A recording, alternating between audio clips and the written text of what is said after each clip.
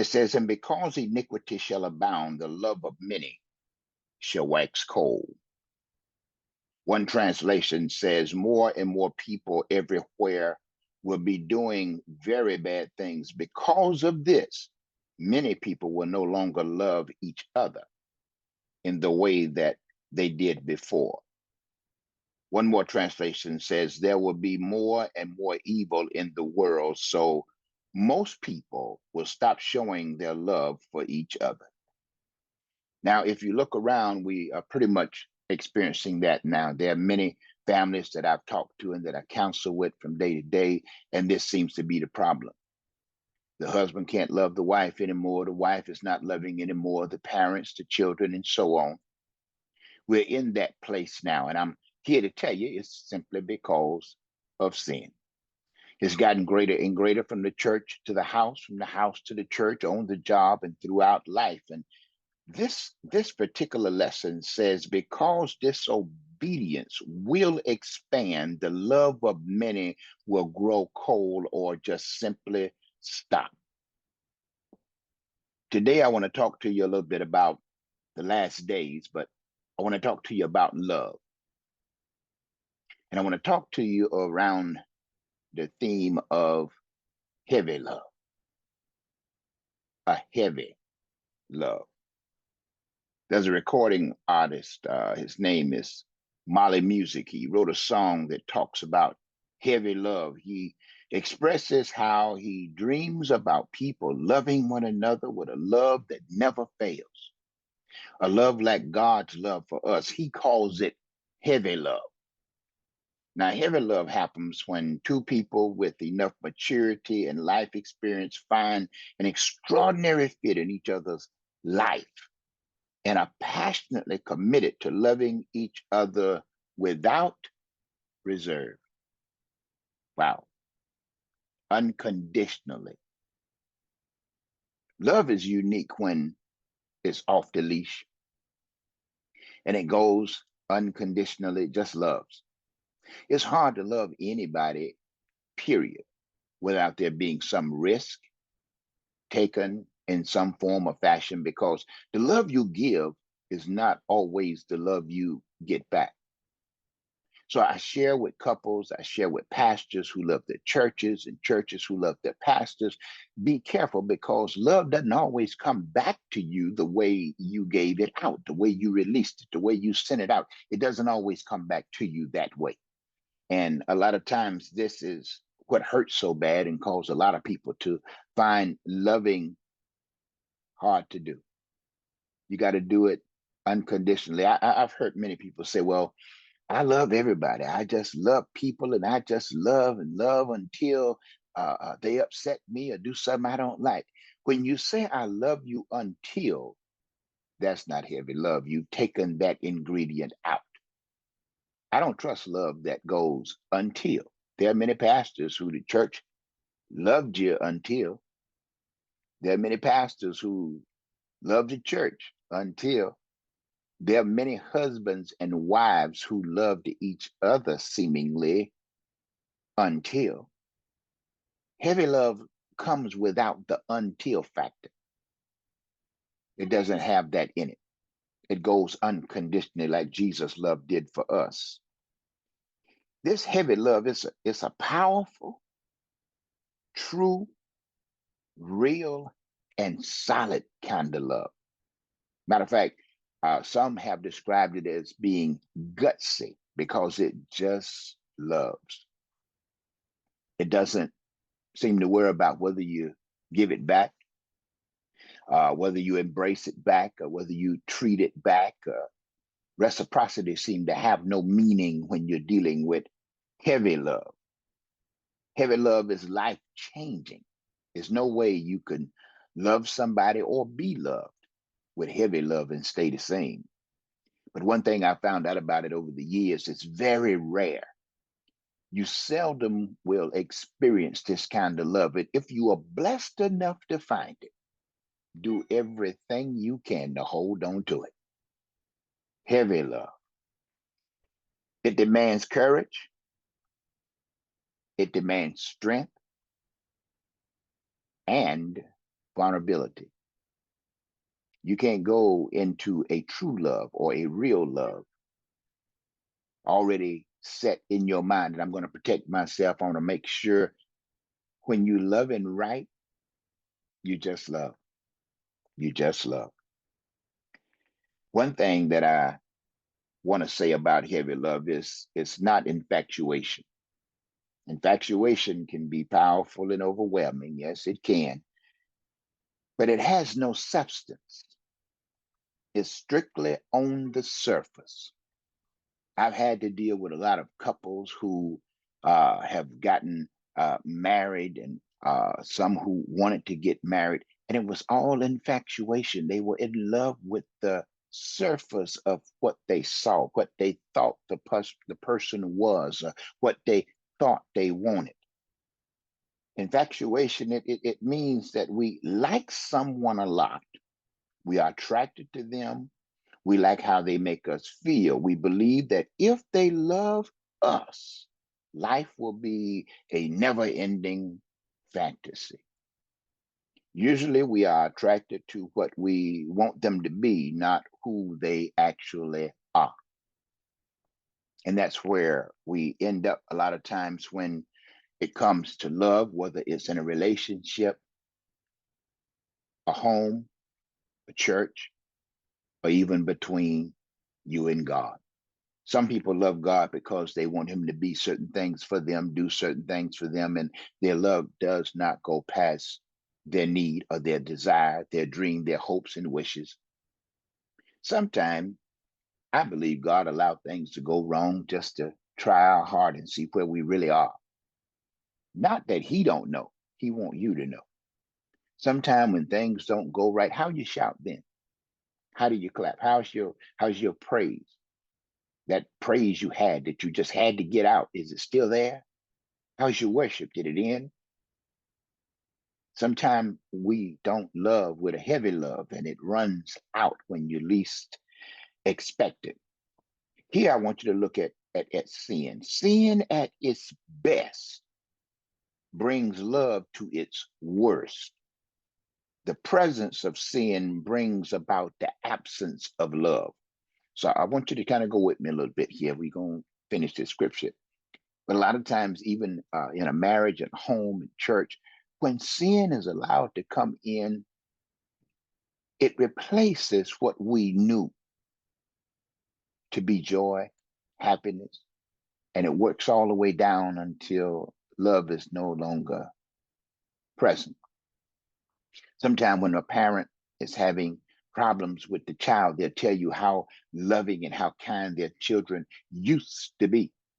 But once they started doing different little things, they didn't act so loving and kind anymore.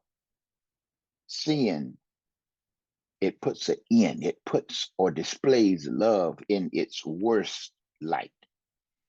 I used to, as a little boy, my mama used to make jelly and jam. And so sometimes I liken people who love is not real, I liken them to jelly because jelly has a weakness about it. It runs all over the place. Now, if you had jam, jam sticks.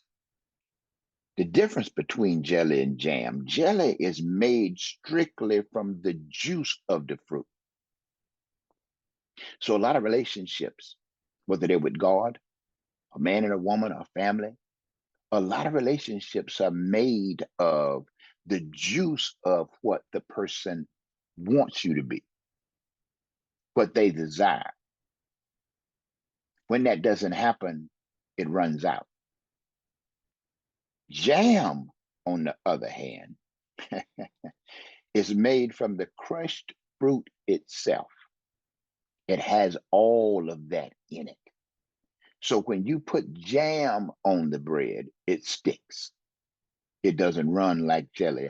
I've seen some of the children try to make sandwiches, and my goodness, it'd be all over everywhere. My mama taught me the difference between jelly and jam.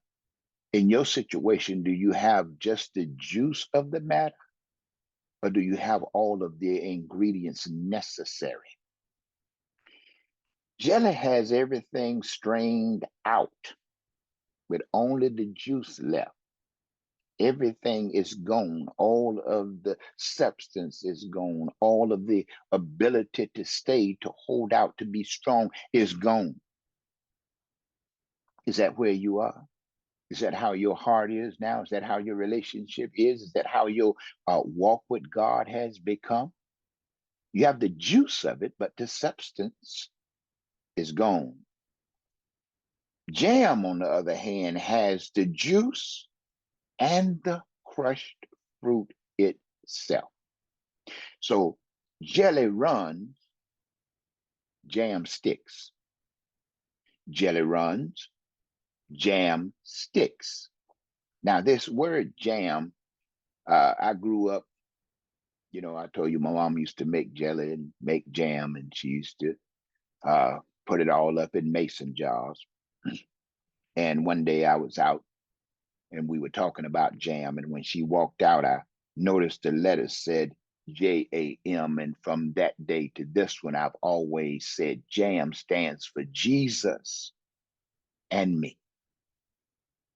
JAM, Jesus and me. Out of all the things I've had that have went away, that I've lost, that let me down, that disappointed me, Jesus was never one of them. He always stuck with me like a good jam. Jesus and me. In this lesson, they asked him, what will be the sign of your coming and of the end of age? And in the Olivet Discourse, Jesus describes the end of the age that will precede his second coming. He says that there will be false Christs. That's in verse 5. There will be wars, verse 6, and strife and natural disasters, verse 7. Jesus also warned of the persecution of believers, some of whom would prove to be false disciples anyway, who would turn on one another. That's Matthew 24, 9 and 10. And Jesus said, because lawlessness will be increased, the love of many will grow cold. Men's love towards God and towards the church will grow cold. If you look around, things sure have changed from when we were younger. People loved God. They couldn't wait to get to church. A lot of that has changed now. You need God when you got a problem, and I want him to hurry up. He need to come and deliver me now. He need to do it speedily. Come now, come in a hurry. But when he calls you to do something, it's always a bad time. He wants you to get up and pray, but I just laid down. He wants you to go visit the sick, but I just got home. Things sure have changed.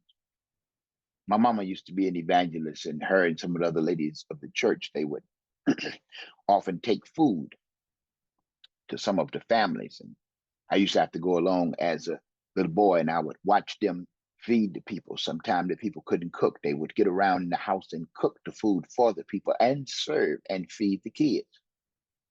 I don't remember the last time I've seen that or even really heard it talked about. That love has seemed to grow cold a little bit. How you feel about God? Are you loving him more? Are you loving him less? Has your love grown stronger or is it growing cold? Has it ran like jelly or is it sticking like jam? When two friends love each other and they really care about each other, it's easy to see because you can't break them apart. It doesn't seem to matter what argument they have. It doesn't seem to matter what make them cry or what hurt their feelings or what have you. Like a good jam, they stick to each other no matter what. They'll cry a little while, get up, and they're back together again. You need to let some of your jelly friends run on out of your life. They don't mean you any harm. And just like a runny jelly does for the children, it only makes a mess. We have more messes in our lives because of people we're trying to hold on to that no longer have a place in our lives. They're not part of your future, and you're trying to drag them from memory of your past along with you, and they don't fit where you're going. You need to let them go. Let that jelly friend run right on out of your life, just like the jelly ran all over the table when the little boy was making his sandwich. I need a good jam. I need somebody with all of the ingredients to help me be the best I can be. Now remember now, the jelly is just the juice of the fruit. Jam has all of the ingredients. You need a jam relationship with God. You need a jam relationship at home with the person you said you love. How you love them, but you don't have all of the ingredients for the love to manifest and to come about. Your patience is too short. What happened to the fruits of the Spirit? Are you just the juice of your salvation? Are you just the juice of being saved? Are you just the juice of being married or being in love? You just the juice of it?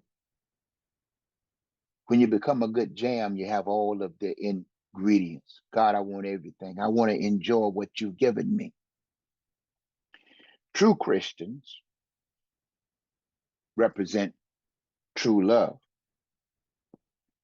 True Christians, even those who find their faith weak every now and then, will persevere to the end. Verse 13. You can tell a true Christian when you've really been born again, giving up is not an option. Giving in is not an option. Running away is not an option. You stick like jam. Some of y'all gonna probably go to the grocery store and buy some jam now. You'll notice the difference between the runny jelly and the jam that sticks. The fruit of the Spirit is true love, and it cannot fail. True love never fails. Galatians 5:22. True love is a fruit of the Spirit, and it sticks like a good jam. It doesn't fail. It doesn't grow cold. 1 Corinthians 13:7, true love can not become cold because it is sustained by Christ, who is able to keep us from falling. Jude 1:24. So when you have the substance like the jam, it has all of the ingredients of the fruit. It has everything in it. The jam does. The jelly only has the juice of the fruit, but jam has all of the substance in it. When you have that, your love can't grow cold. God won't let it. God is love and he's in the picture, so it doesn't grow cold. This is why grandmama was able to love all of the grandchildren. Well, we know Frankie went to jail. We know Johnny, he was on drugs. We know Mary, she was a bad girl. But when they went around grandmama, she hugged them all because all of the substance was in there and it included each one of them. Nobody was left out and the love didn't grow cold. Mama knew that Joyce had stole the money out of grandmama's pocketbook, and she knew grandmama knew. Yet when grandmama saw Joyce, she embraced her and hugged her. The love didn't run cold. When God is involved in your heart and he's working through your heart, a real true love, it becomes a heavy love, and it loves like Jesus did. He hung on that cross because he had a heavy love. He had a real love. It just didn't give in. It stayed strong through the whole thing. It didn't quit. He could have gave up when he was a little boy. He could have gave up when people started acting funny. He could have gave up when he tried to minister and they was trying to harm him and trap him everywhere, but he didn't. And even on the cross, he hung there from the 6th to the 9th hour, acting out his heavy love for all of us. Those without the Spirit, however, what love they do have will become colder and colder in the last days. Those without the Spirit of God, they were found it pretty much impossible to keep loving even each other, even their best friends and family, husbands and wives falling out over crazy stuff. I know it's already started, but you ain't seen nothing yet. I want Jesus. I want him all in my heart and in every situation I'm involved in, because if he's in it, it's impossible for my love to grow cold. I want to love my children, my grandchildren. I want to love your children. I want to love families that I meet, people everywhere, with a genuine love that won't grow cold. These are the last days, y'all. And to make it through, we need a heavy love. And the only way you can get that heavy love is by joining yourself to Jesus Christ. Be in him. Let him be in you. And you'll be known by your love. God is love. Let him love through you. Let him love you. Love him back, and let him love others through you. These are the last days. Love with a heavy love.